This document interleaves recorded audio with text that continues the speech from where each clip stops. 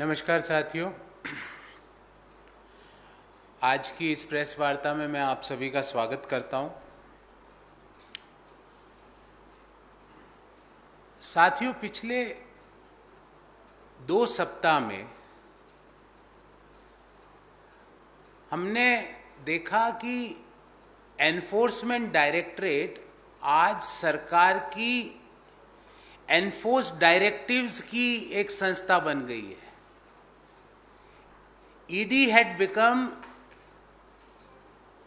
enforced directives from the Modi government।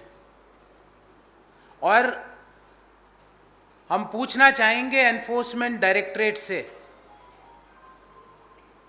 कि आपके enforced directives जो आपको मिलते हैं मोदी सरकार से, हम पूछना चाहेंगे सरकार से भी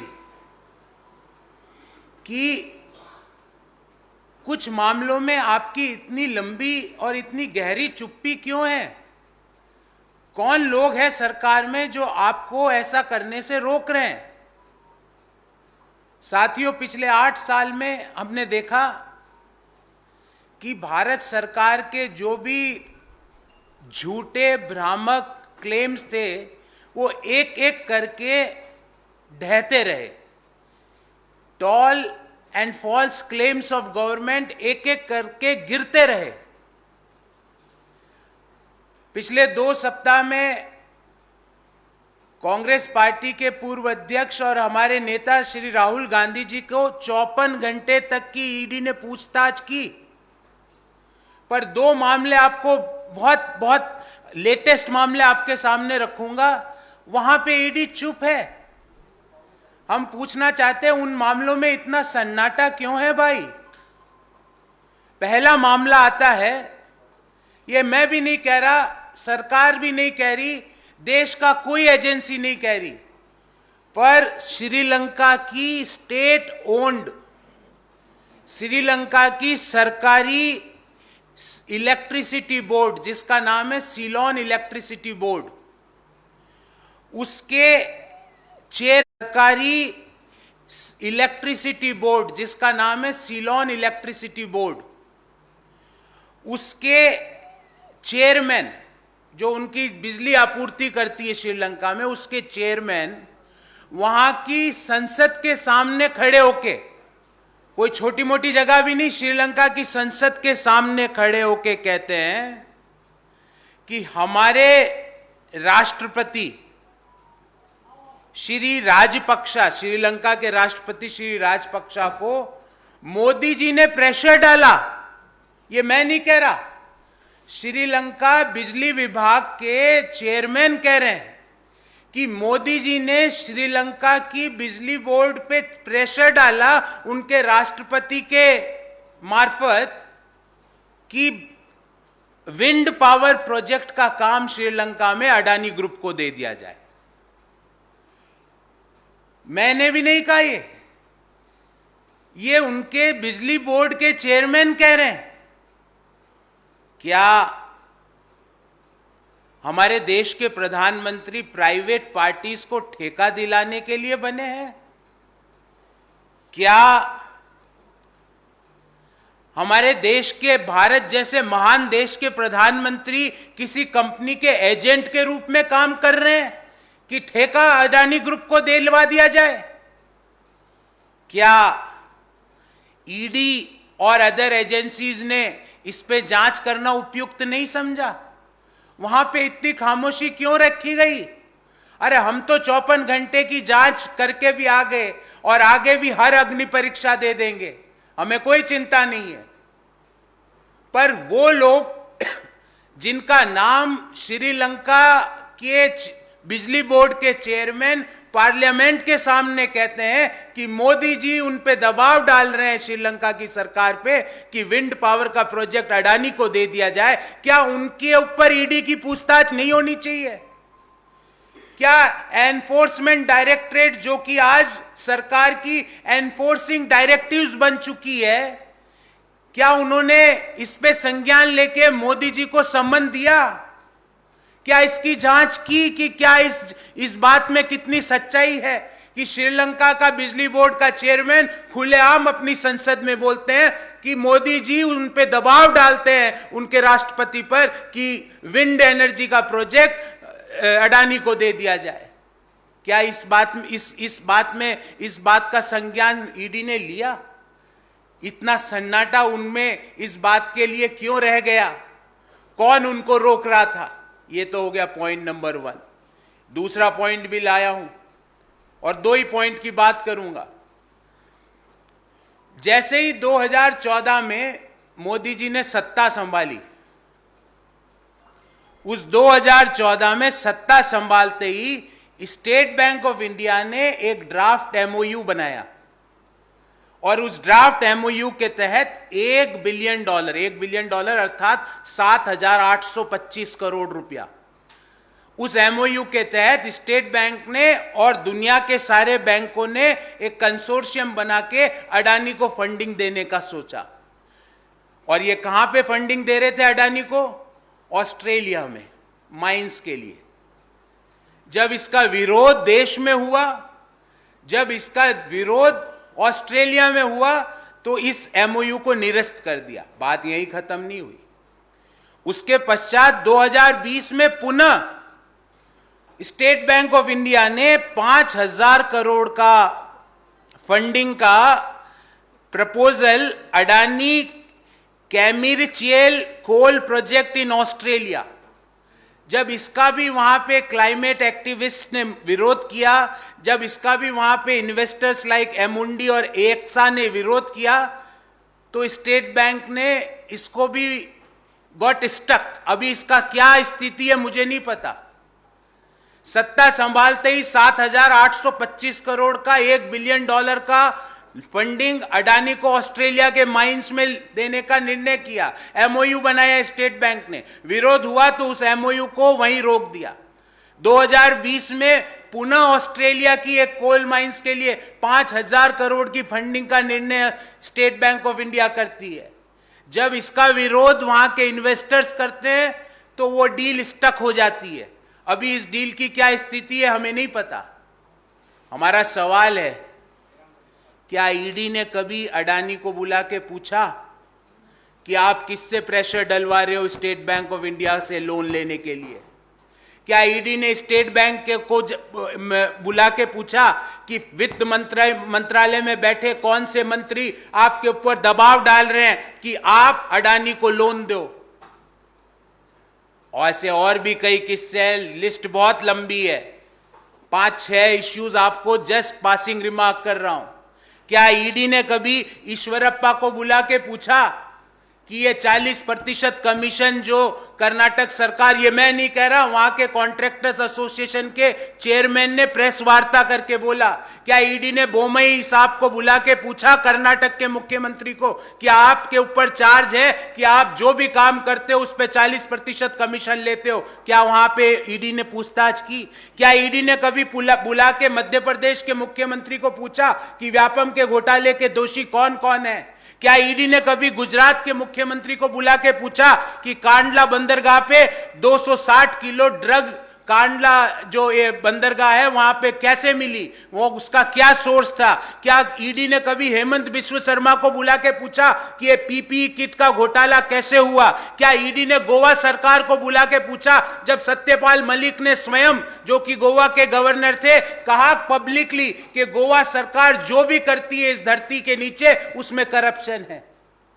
इतना सन्नाटा वहां ईडी को क्यों आ जाता है? ऐसा उनके ऊपर क्या दबाव है? हम पूछना चाहते हैं 3 सवाल सरकार से। पहला, कि भारत जैसे महान लोकतांत्रिक देश के प्रधानमंत्री एक इंडिविजुअल कंपनी की पैरवी विदेशी सरकार को क्यों कर रहे हैं? इस बात का संज्ञान कौन लेगा? हम पूछना चाहते हैं कि कौन से मंत्री और ब्यूरोक्रेट्स ईडी के ऊपर इस इन्वेस्टिगेशन को नहीं करने का दबाव डालते हैं। हमारा दूसरा प्रश्न है कि क्या ईडी अडानी ग्रुप को बुला के पूछेगा कि आपको 7,825 करोड़ रुपए की $1 बिलियन की फंडिंग का स्टेट बैंक एमओयू साइन करता है, और उसको जब चारों तरफ से दबाव आता है तो उसको निरस्त किया जाता है। पुनः 5,000 करोड़ का लोन देने का एक एमओयू वापस बनाता है, फिर जब इन्वेस्टर्स विरोध करते हैं तो उसको वापस कैंसिल करता है। कौन लोग हैं वित्त मंत्रालय में और प्रधानमंत्री कार्यालय में बैठे हुए जो स्टेट बैंक पर दबाव डालते हैं बार बार कि अडानी ग्रुप को फंडिंग की जाए? क्या ईडी ये संज्ञान लेगा? हमारा तीसरा सवाल है कि क्या ईडी की विश्वसनीयता धूमिल नहीं होती है जब ईडी सिर्फ निराधार, बिना तर्क के, बिना सबूत के विपक्षी दलों के नेताओं को सुबह से शाम बुला के रात के 1:30 बजे तक, 12:30, 1-1 बजे तक पूछताछ करता है? क्या उनकी विश्वसनीयता इन केसेस जो मैंने आपके सामने रखे, 2 तो बड़े केस और बाकी स्टेट गवर्नमेंट्स में जो करप्शन का खुलेआम नंगा नाच हो रहा है, क्या उसमें ईडी ने अभी तक कोई भी जांच की? ये हमारे 3 प्रश्न हैं। साथियों, मैं आपके प्रश्न लेने से पहले अंग्रेजी में अपनी बात को ब्रीफली कहूंगा। मैं बता दूं, ED reduced to taking enforced directives from the Modi government. Now ED doesn't means enforcement directorate, ED means taking enforcing directives from the Modi government. All the Modi government's claims have been exposed in last 8 years, whether tall or false. The BJP government has been all about antics and no substance. When its incompetence is showing across all spheres, it has yet again resorted to a cheap tricks. The questioning of Shri Rahul Gandhi ji by the ED over the last few days is a clear case of maligning his reputation and a mere political stunt. All the central agencies have been reduced to pawns in the hands of the government. All these agencies has been queuing up to collect their blindfolds only to make mockery of themselves. This is a series of events that the country is witnessing, where a once reputed agency like Enforcement Directorate can't be no longer be called as Enforcement Directorate, but is busy in taking enforced directives by the central government. And today I wish to bring 2 such instances. Instance number 1. The chairman of Sri Lankan state-owned Ceylon Electricity Board, before a parliamentary panel, claimed that Honorable Prime Minister of our great country pressurized Sri Lankan President Shri Rajapaksa to award a wind power project to Adani Group. This is perhaps the first and only incident in the history of our country that allegations of such nature has been leveled against the Prime Minister of our country. Our point is that why did Prime Minister Modi ji want to pass an undue favor to a private individual?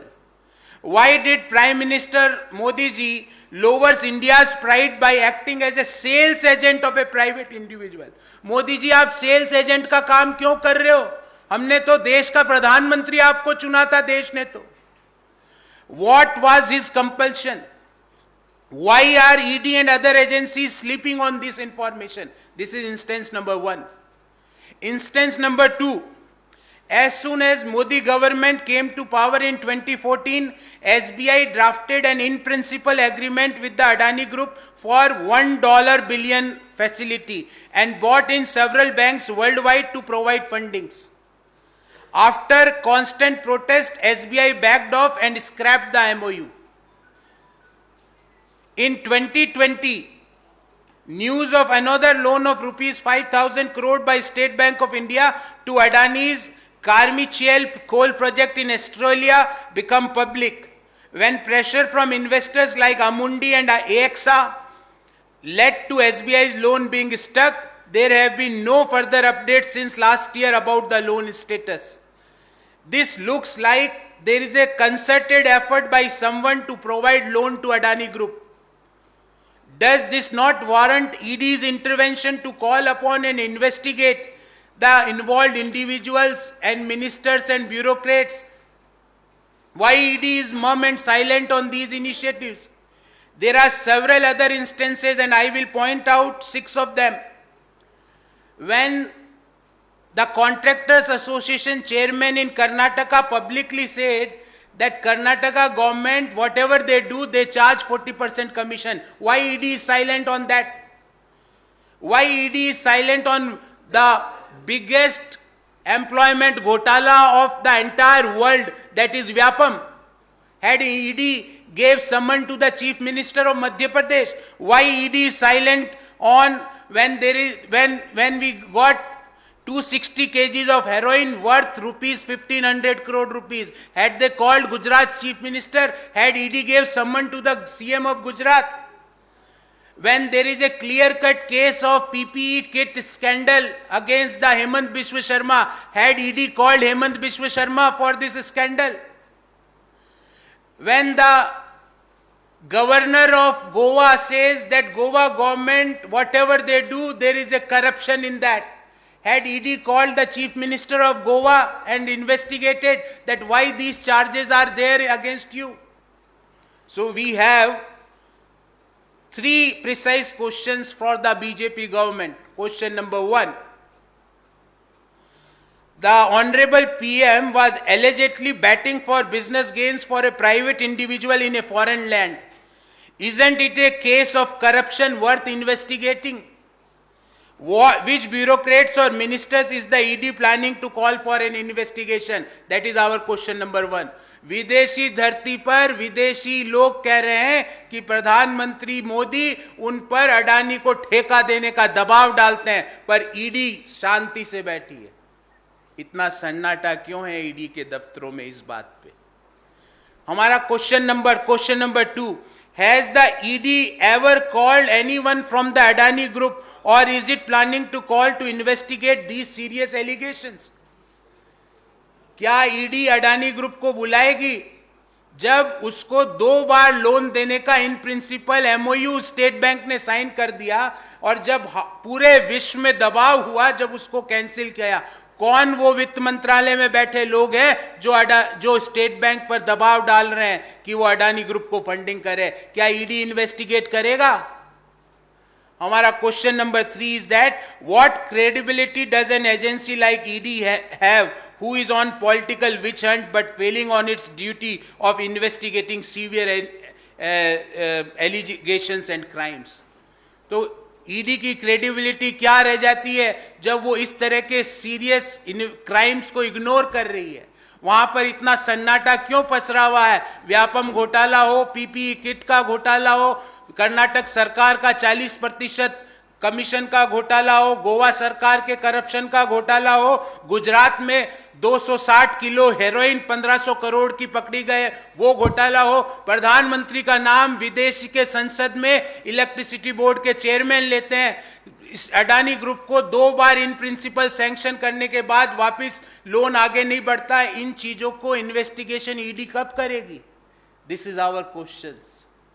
हमारा सवाल यह है कि why ED reduced to taking enforced directives from the Modi government? साथियों, इस संबंध में आपका कोई भी सवाल हो, मैं उन सवालों का जवाब देने का प्रयास जरूर करूंगा।